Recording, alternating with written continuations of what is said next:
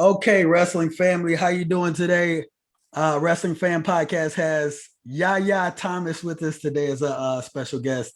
Extremely happy that he's on with us, and I can't wait to get into this conversation. So, a lot of stuff to talk about, but his most recent accomplishment, big major accomplishment in the sport of wrestling, is capturing All American honors this year in spectacular fashion. Yahya, I must say, right? Yeah, So going into the tournament rank 25th, guys, and blazing through those wrestlebacks to capture third, which in my opinion, I've been down that road. I didn't quite reach that third place spot, but it's almost harder to take third than it is to take first. I would venture to say that. That road is yeah, it's tough.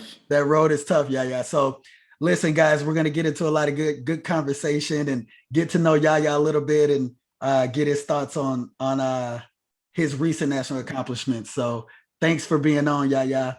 Oh Uh, yeah, no problem, no problem. Love to be yes, here. sir. Yes, sir. So before we get into it, Yaya, let's talk about where it all began.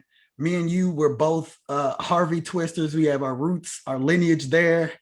Harvey Twisters is a T4L. renowned, yep, T4L, Twisters for Life. It's a renowned program, kids program, guys, that has churned out so many high school studs, champions who have gone on to colleges and to do great things on every level, D1, D2, D3, JUCO, etc. So even internationally, internationally. So let's start there. You were a Twister, Mount Carmel. We share that. We share both of that, and Yeah, Big yeah, Ten. So yeah, let's talk about where it began. Yeah, with the Harvey Twisters and your experience yeah, there. yeah. So the Harvey Twisters is probably one of the most competitive youth gyms that I've ever been in, and that's the place where I started. So really, it kind of set the foundation for like me as an athlete and me as a competitor. Just kind of going in there like 7 years old. I had nothing to like. I didn't expect anything. I didn't know anything about wrestling or really anything about the Harvey Twisters. I just showed up and I was like, okay, this is cool. Like people are throwing each other around. Like maybe I want to do this. Because I always used to be kind of like a rougher kid. Like I used to like to rough house and like play fight with my brothers and stuff. Right. But like kind of going to the Twisters, it was really interesting because when I first got there, I just kind of had a culture shock of like, wow, all these kids are like way better than me. Because when I got there, I knew nothing about wrestling. I had no skill or anything, Mm-hmm. and I really just had to stick with it and kind of go through like the first initial lumps of like kind of getting beat by like some of my other teammates who I've been like growing up with while being at the Twisters and like beyond. So I think it's just like being at the Twisters was a great environment, especially it being like literally all black athletes. It was a great environment for somebody like me to be able to be there and then just like be myself, and not have to like really deal with assimilating into like a different kind of environment than what I was used to. So I think that the Twisters environment was like very good for cultivating that kind of like culture that I needed, and also the wrestling skill and like the mentality, like this the strength of mind, strength of will, and competitiveness, and all of those things. And then that kind of like that success at the Twisters. So at the Twisters, I ended up winning a state championship, and then I kind of took that success into high school where I Okay, went to. let me Yeah, stop you yeah. there Well, before you go to Mount I Carmel. yeah, yeah, Okay, yeah, because yeah, yeah. you said a lot of juicy, good stuff there, and there's a couple of things that stuck out to me that I want to touch on. The first thing is we can't talk about the Twisters without talking about the legendary coach Quintroy Harrell. So I mean, he's been there from day one, and what he's built there, the legacy that's been built there, of as you mentioned, predominantly black youth is extraordinary. Mm-hmm. He's gave us a lot of confidence. He gave us a lot of he spoke life into us, and he taught us how to work hard. He taught us how to train. He taught us how to Definitely. win. He taught us how to be successful, right?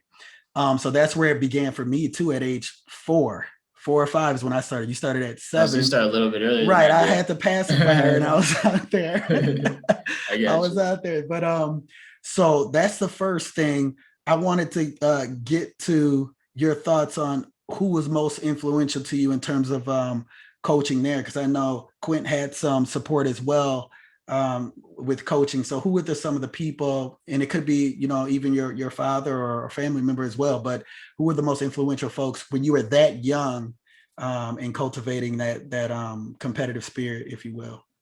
Yeah, so probably one of the best coaches I've had, well, especially at Twisters, was Coach Basil Robinson. Okay. And it was kind of interesting because I don't even really remember how I met Coach Basil, to be honest. But you know, Coach Basil is also was a person that I kind of learned a lot of my base like level technique from. He was like really good at kind of building my foundation of like technical expertise and also like competitiveness. And also he gave me kind of like a group within the group of the Twisters, like a family within the family. So I kind of ended up training with a few other Twisters, and we were just like go around the tournaments, go to Tulsa, go to like all these like folk style nationals, just like kind of globetrot, not globetrot, but like obviously in the US, but just like kind of go around and like compete with as many people as we could, Mhm. and kind of just like get more experience than I would just in the state of Illinois. And Right. I think that just that connection with Coach Faisal, like really helped me, especially early on. Put me actually, I was ranked in the nation at one point, and yeah, I won Focus on Nationals, and I just was feeling like I was learning a lot of good things Mhm. from Coach Faisal specifically, and also while working with my other teammates, I was working with like Kendall Coleman was in that group, Travis Ford Milton, and then just like it was just great like being able to train with them, and also they put me in contact with like other gyms and like other athletes and like being able to train with them as well, like a little bit of like Red Cobra, like we went over and like trained with like Chad Red and like some of those other guys too. So Right. Right. it was pretty cool like having that connection within the Twister connection. And then Mhm. obviously my father was like really important for like just like supporting me through the whole process, and just like kind of help like got through like the mental hurdles that I had to go through, and just kind of like being like kind of a life coach, life For mentor, sure. For sure. overlapping all that stuff. So Well said. Well said. The other part about this before we go back to Mount Carmel days is you touched on the fact that you felt like you didn't have to assimilate and being around peers who look like you, teammates who look like you know, coaches who look like you.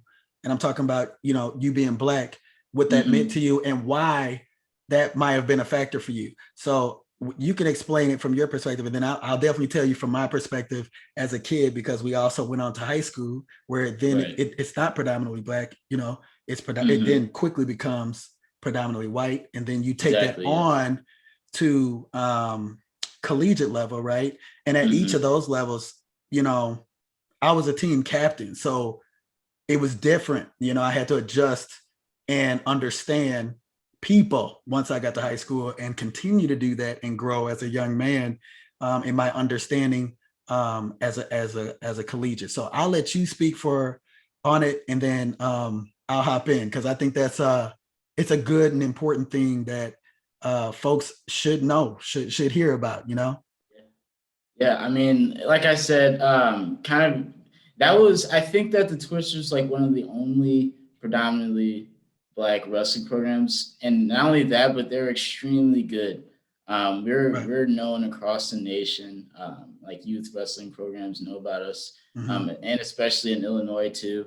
And it was funny, like we always used to. I feel like we always used to go like the state tournament. And they just know the Twisters were there. Like we always had like a serious Right. presence When you anywhere see, that we traveled, right. anywhere we went. Everybody knew that these guys were tough. These guys are going to come after you. You know, they're going to be hard. You know, they're like basically everybody knew about the Twisters from the outside perspective, but I also knew from the inside perspective of Yeah. like that kind of family, familial aspect too, and Mm-hmm. that culture that we built was just like something that you don't find in a lot of other places. You know, I feel like Coach Quint really felt like all of us, once he took us in, were like a part of his family. You know, I really think that that is what made us really special.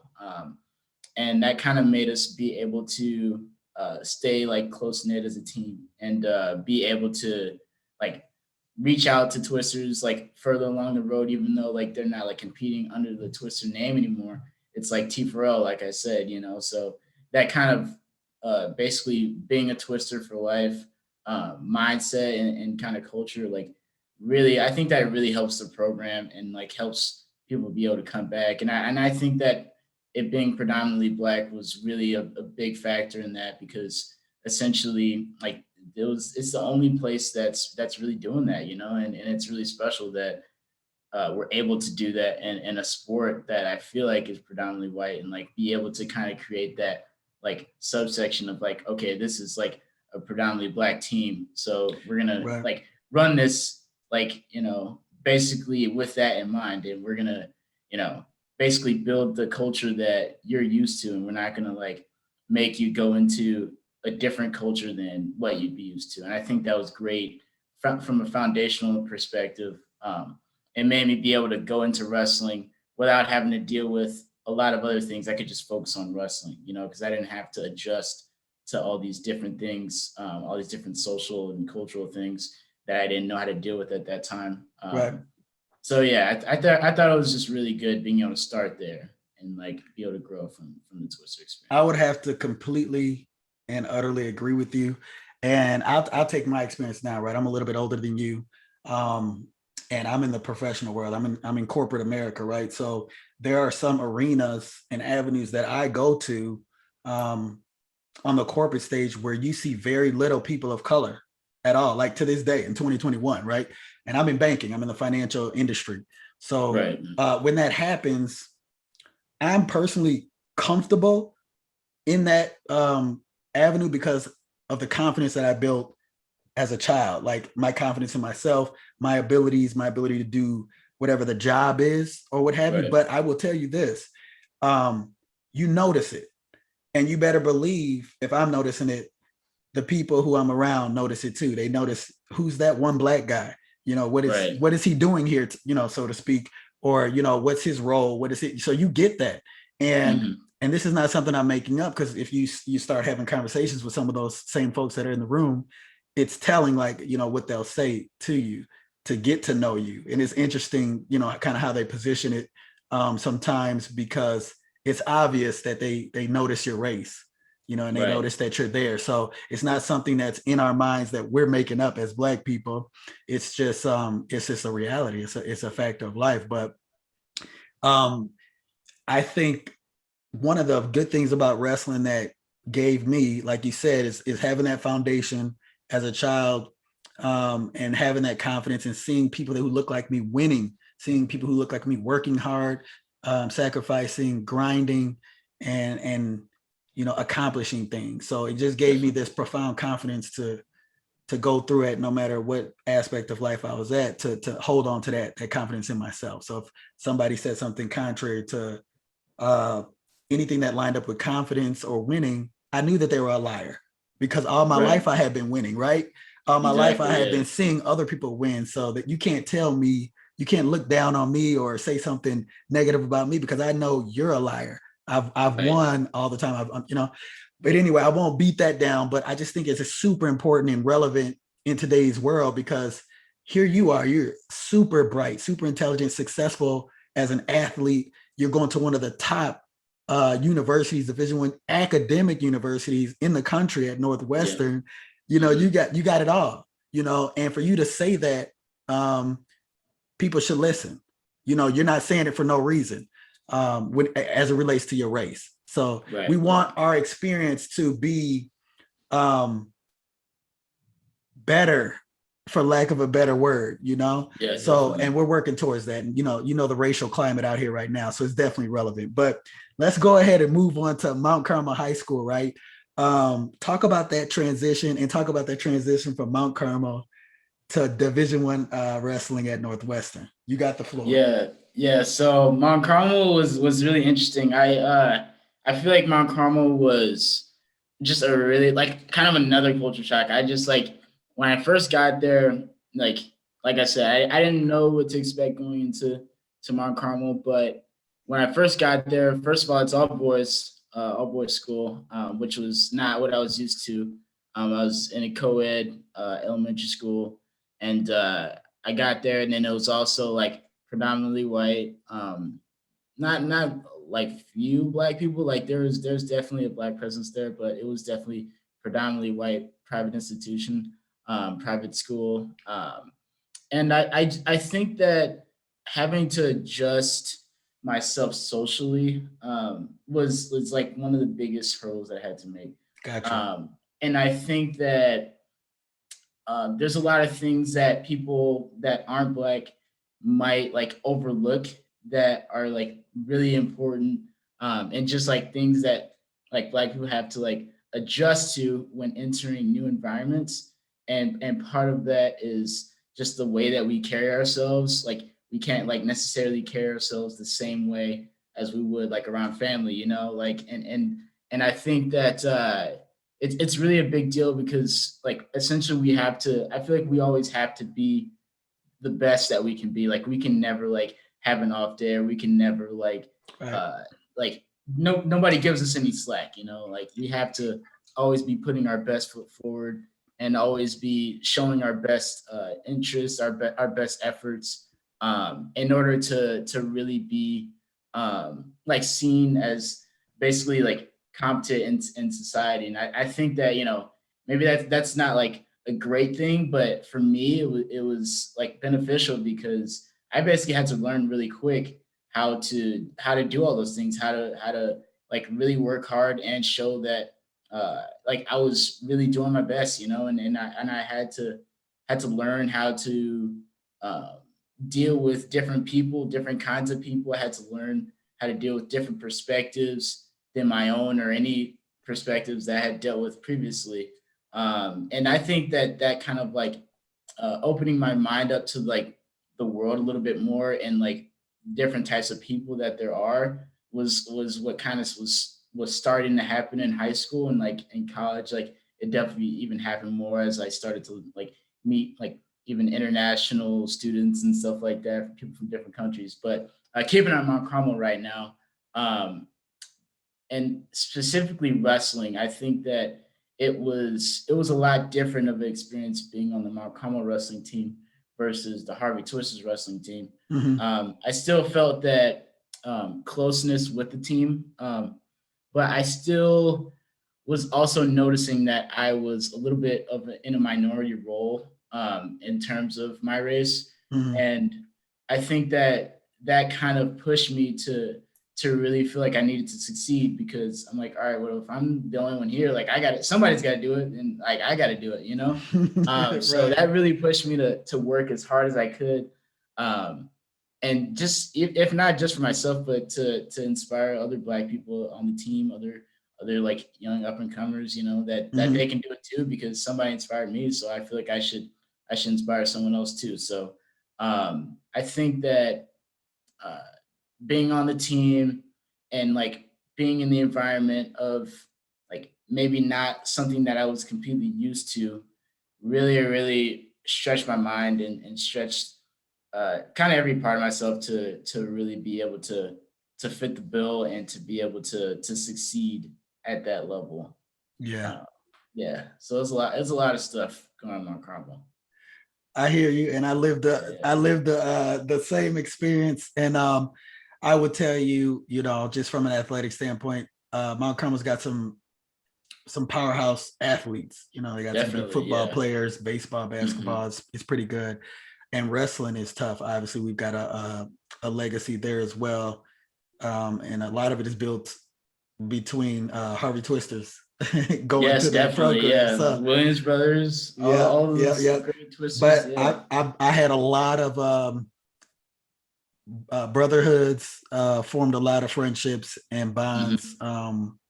with those cats there. So I Yeah. definitely hear you, and we pushed each other to be successful for sure. Hmm. Um, so let's talk about D1. I know for me, I was a big hot shot Well, I thought I was a hot shot state champ as a senior in high school.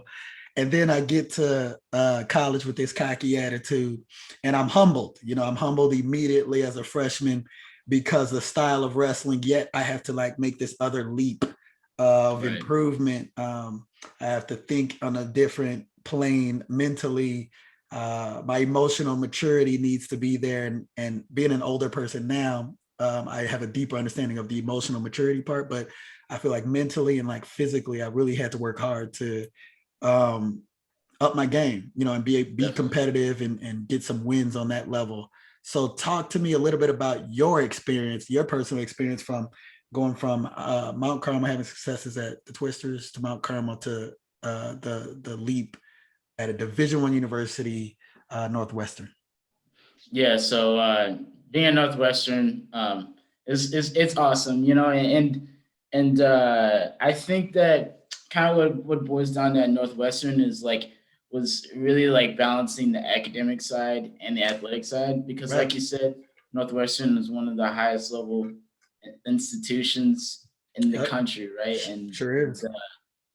Being an economics major, it's like one of like it probably is their most difficult major It actually. is. I took a couple of I was economics. yeah. My wife is economics. I took an Yeah, yeah. economics class and didn't take another one at U of I. Yeah, So yeah. you're the man. Yeah, yeah. So like definitely like managing the economics and like wrestling at Yeah. a Big Ten school where the Big Ten is like also the toughest conference was like I don't know, it was like one of those things where it's like it just pushes you to limits that Right. you don't even realize Right. that are like possible. Mm-hmm. And especially like during wrestling, when wrestling is like one of, I would argue the toughest sport, and like that you can compete in, especially when you take into account all the things that we do, in terms of like preparation and weight management and like just kind of how grueling and like intense it is when you're Right. competing. Um, but yeah, I think that, uh, being at Northwestern like really uh, also forced me to change a lot as a person and to improve and to grow. Um, I had to get really good at interfacing with even more types of people than with Mount Carmel because this became a co-ed school again. Mm-hmm. I started to meet all these different people from all these different places, not just like Illinois places, but like now I'm meeting people from like across the country, like living completely different lives. And I'm meeting people from other countries. Like my roommate, my sophomore year was actually from Singapore. Wow, that's good. Like, yeah, it was pretty, it's pretty wild. I met like a lot of different people there and like, and I feel like that kind of experience is like, was like really enriching for me because essentially I could like continue to compete at a high level but Mm-hmm. also expand my mind and be able to like understand different types of people and like meet different types of people, which I think in turn helped with my wrestling because I was able to look at life like from a holistic kind of point of view Sure. and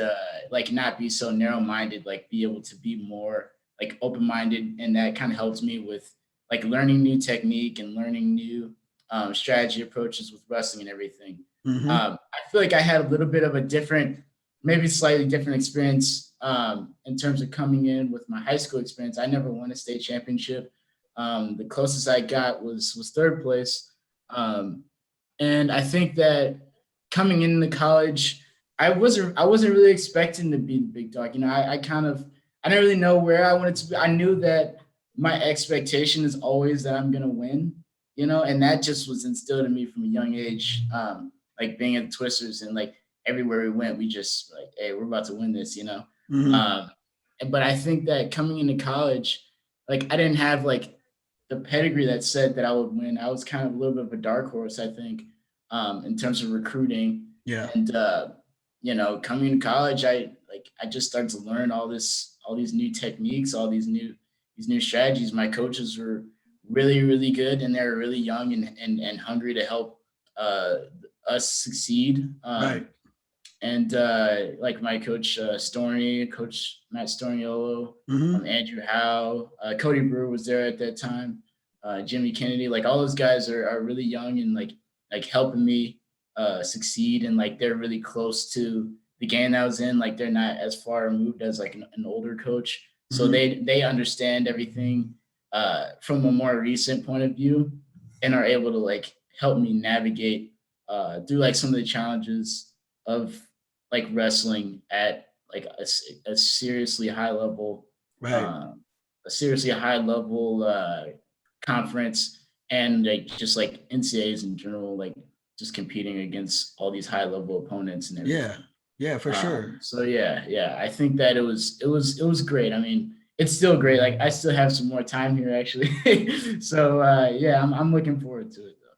How much more time you got left there? So I have this year. I have 2 more years of eligibility. Good, good. Yeah. So this past year technically was a free year, and then I had another year of eligibility after that anyway. So I have 2 years of eligibility now.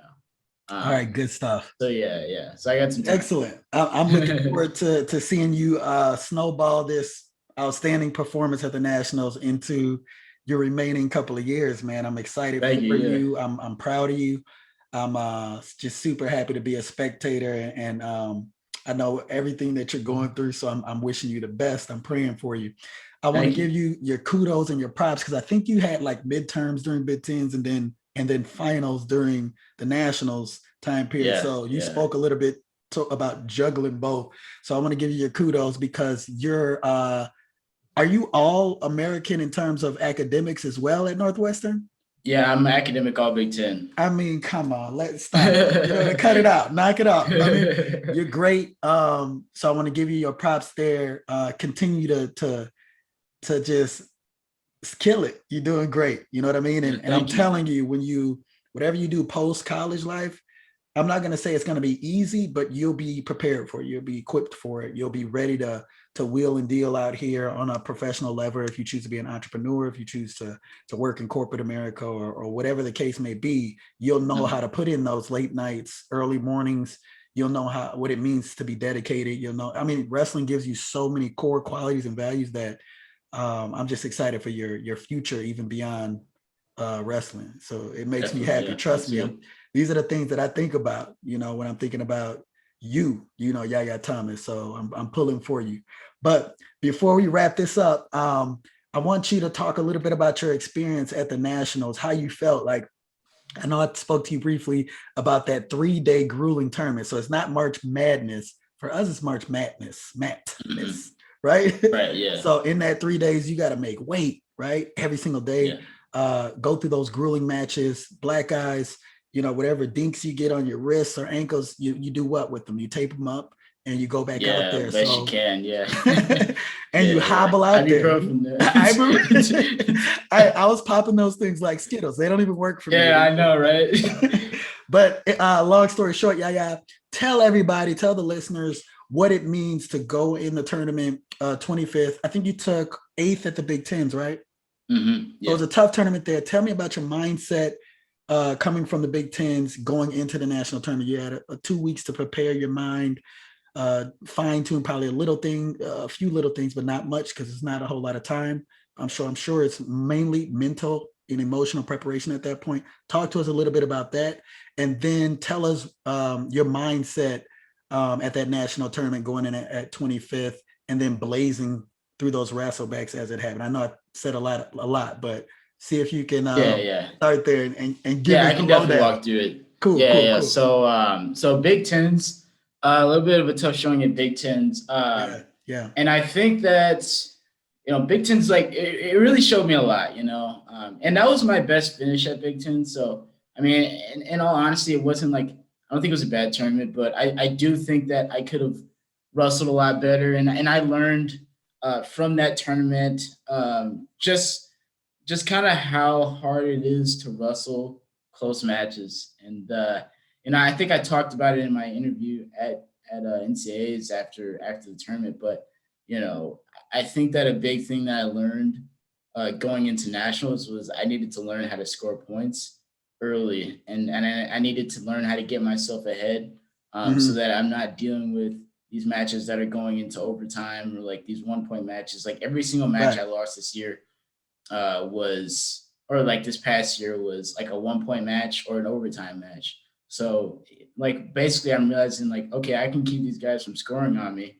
Like I'm not getting like scored on multiple times. So that means that I just need to figure out how I'm going to score. Right. And once I kind of figured that out, going into nationals, it was kind of easy after that because, I was able to like take the 1 point match out of the equation and like really consistently be scoring, which, Right. really made me be able to win. So do you think it clicked at that Big Ten tournament? Because that's the Big Ten tournament, in my opinion, is obviously that conference is super tough. You have a lot of ranked guys at your weight, like right there in the Big Ten. So when you shoot out to that national tournaments, a lot of those top ranked guys are feeding out of Big Ten. Big 12 is good, and some of those other conferences are really good, but consistently you have top ranked guys stacked on top of each other in that Big Ten tournament. So do you think it clicked to you then that, hey, I'm having these close matches, so I'm a competitor, but how do I narrow that gap and just concentrate on asserting my offense and kind of widen my gap in terms of being able to win consistently? You think it clicked at the Big Tens before you went to the nationals? Yeah, I think it clicked at the Big Tens because I think I realized that, just being a high profile athlete is really it's a good thing because like you have a lot of respect, but also it's a little bit of a challenge because now your opponents respect you, and now they're like, okay, now we have to like really pay attention to what this guy's doing. So I think that I just had to like offensively speaking, like they're paying attention when I'm doing offensively. So I think that like I just had to, kind of create some more I just had to like in my mind, I knew I had to do something, like adjust something to kind of create those like scoring opportunities that I needed in order to win, in order to score points. So I think that after the Big Tens, it really just like showed me that like that's where my focus needs to be. Like everything else is like not even really relevant right now. Like I just need to figure that out, like and that's where all my focus went for those 2 weeks was really figuring that out. And I think that was a good thing for me to do that because essentially that is what made me be able to win all the matches that I did and be able to All-American. So I think that kind of that flipping mindset, which actually after my my last match at Big Tens, I was talking to my coach, Andrew Howe, and I was just kind of talking to him, like going through the experience and reflecting. And I was like, well, I didn't feel like I wrestled poorly. Like I feel like I wrestled well. But I like it's hard to say you wrestled well when you lost 3 matches, And obviously these guys are really good. But in order for me to do what I want to do and win a national title, like I have to be able to beat these guys consistently. And one thing that he said that really stuck with me that goes with what I've been saying is just that sometimes you just have to kick yourself in your own butt. And he didn't use that word, but that's essentially what he said. Got it. And trying to keep PG on the podcast, but I caught that. But something like that. Good paraphrase. Right, something like that. Exactly. Yeah. And I was like, you're right, because if I'm just trying to wait for this guy to do something, then nothing's gonna happen. I have to really create the action. I have to be the aggressor, and then I have to find a way to do that that's going to be effective for me. So that kind of conversation. That conversation really was a turning point for me. I feel like in terms of figuring out how I was going to do that, how I was going to get to those offensive scores. And you figured it out. And you blazed through. Yeah. Captured the All-American honors this year. Mm-hmm. And you're going to do it again next year. Yeah. Well, no, next year I'll be a champion. That's what it'll still be technically All-American. Exactly. Yeah. So that's good. And I know you're totally capable of it, and that you will carry this confidence and momentum. Know that you got supporters, folks watching you. If I wasn't doing this podcast, trust me, I would have the same passion and energy for you, even though we wouldn't connect and stuff like that. Like, ask my wife, I'm jumping up and down in here watching ESPN, watching you compete. Yeah, I really appreciate that. So I'm pulling for you, all man. the support. You're definitely pulling for you, and congrats this year. The last thing I want to mention before we hop off is another kudos and congratulations on a little bit beyond just wrestling. This MAP D-League fellow.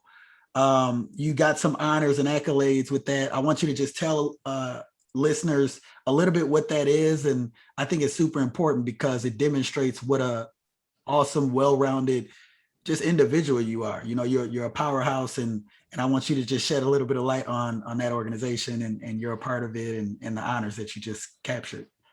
Yeah. So with that organization, I think it's really cool because I was actually recommended by one of my friends at the like at Northwestern, and it's basically a career development program, and I'm really learning a lot about like different careers and things that I want to like go into, and like different ways to like network with different people. Mm-hmm.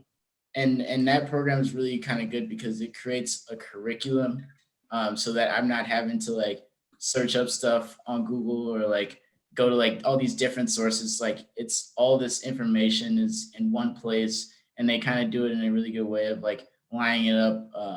But the special thing about it is that it's really focused around um, it's predominantly focused around people who uh, like need like the support, and like different types of people who like would maybe have a tougher time like finding those types of opportunities, um in terms of like their race or like their demographic or their upbringing and whatnot.